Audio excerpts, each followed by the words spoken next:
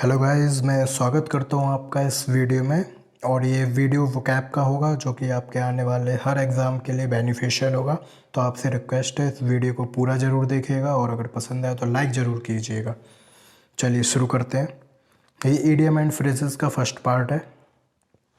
पहला है bell the cat, मतलब खतरे की अगुवाई करना। टू लीड इन डेंजर, मतलब अपने पैर पे कुल्हाड़ी मारना, खतरे को खुद जाके उस निमंत्रण देना कि भाई आओ मुझे परेशान करो, ऐसे कह सकते हैं हिंदी में।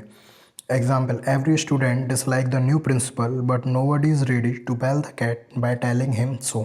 मतलब अगर बच्चों को, स्टूडेंट्स को प्रिंसिपल पसंद नहीं है, डिसलाइक करते हैं उसे, हेट करते हैं उसे, लेकिन ऐसा थोड़ी उसके मुंह पर बोल दोगे। अगर मुंह पर बोल दोगे तो फिर वो टीचर है, प्रिंसिपल है, वो कुछ ना कुछ सज़ा देगा, पनिश करेगा बच्चों को। और इसी को फिर बोलेंगे कि बेल द कैट, स्टूडेंट्स ने खुद पैरों पर कुल्हाड़ी मारी है, खतरे की अगुवाई की है।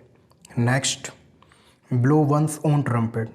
देखिए, ट्रम्पेट मीन्स होता है एक इंस्ट्रूमेंट, ब्लो मीन्स होता है फूंक मारना, वंस ओन मतलब खुद का, मतलब आप खुद का एक इंस्ट्रूमेंट बजा रहे हैं। लेकिन ये एक इडियम एंड फ्रेज है तो इसका कुछ मतलब कुछ और होगा।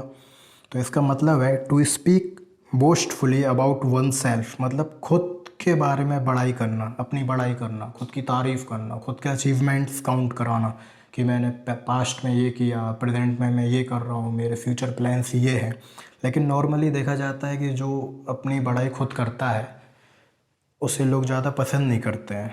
तो एग्जाम्पल भी कुछ ऐसा ही है। A person who always blows his own trumpet is not liked by anyone. और सही भी है, जो अपने बारे में बोलता रहे तो फिर उसे कौन ही पसंद करेगा। Next, bring to light. Bring to light का मतलब होता है टू मेक क्लियर, मीन्स स्पष्ट करना। अच्छा, किसी कमरे में अंधेरा हो तो कुछ दिखाई देगा? नहीं देगा। जैसे ही आप लाइट ऑन करोगे तो सब कुछ क्लियर दिखाई देने लगेगा। तो आप ऐसे ऐसे याद कर सकते हो कि लाइट ऑन की तो सब कुछ क्लियर दिखने लगा।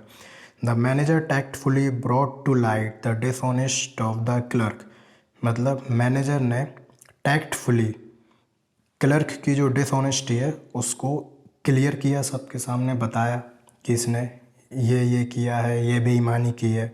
चलिए नेक्स्ट, बैड ब्लड। इसका मतलब होता है एनिमिटी, दुश्मनी।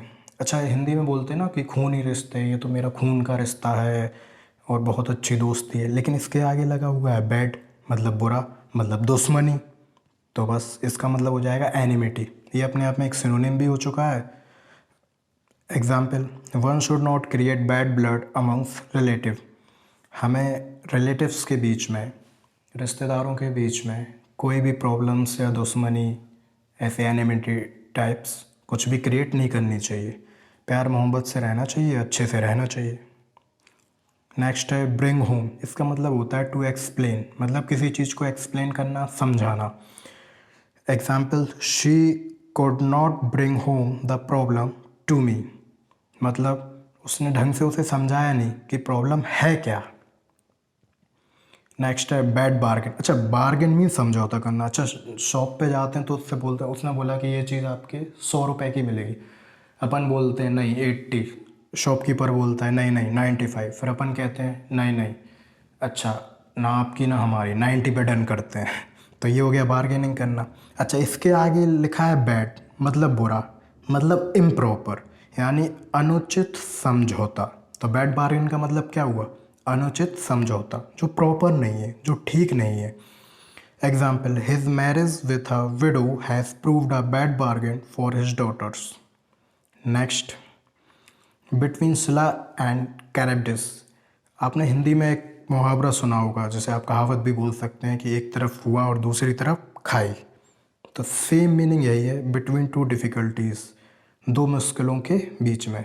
एग्जाम्पल देखिए, if you take risk you will be in danger, and if you not, then you will be called coward. So you are between Scylla and Charybdis, मतलब अगर आप रिस्क लेते हो तो आप डेंजर में आ जाओगे, परेशानी में आ जाओगे, और अगर आप रिस्क नहीं लोगे तो फिर आप कायर कहलाओगे। मतलब एक तरफ कुआं है, एक तरफ खाई है।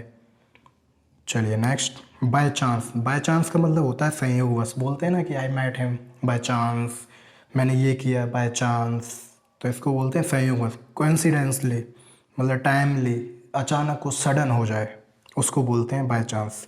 ही met his old friend by chance on the road. वो अपने फ्रेंड से, अपने मित्र से मिला रोड पर संयोगवश। बाय डिग्री, अच्छा देखो डिग्री, डिग्री या तो 3 साल की होगी, अगर इंजीनियरिंग की होगी तो 4 साल की होगी, अगर मेडिकल से हो तो 5 साल की होगी। तो डिग्री लेने में टाइम लगता है, ऐसा तो है नहीं आज कॉलेज में एडमिशन लिया, कल आप डिग्री ले आए, परसों आपकी जॉब लग गई, बिल्कुल नहीं। तो डिग्री, डिग्री धीरे धीरे ही मिलती है, तो आप इसे ऐसे याद कर सकते हो, बाय डिग्री मीन्स धीरे धीरे, बाय एंड बाय आराम आराम से। जैसे ही developed his knowledge by degrees, मतलब उसने अपनी नॉलेज धीरे धीरे डेवलप की है, धीरे धीरे ग्रोथ किया है। नेक्स्ट है catch a tartar. Catch a tartar, इसका मतलब होता है किसी को आशा से अधिक बलवान पाना। मतलब आप सोच रहे थे ऐसा ही होगा, लेकिन जब आपने मीटिंग की, जब आपने उसको जाना, तब आपको पता चला नहीं ये स्ट्रॉन्ग है।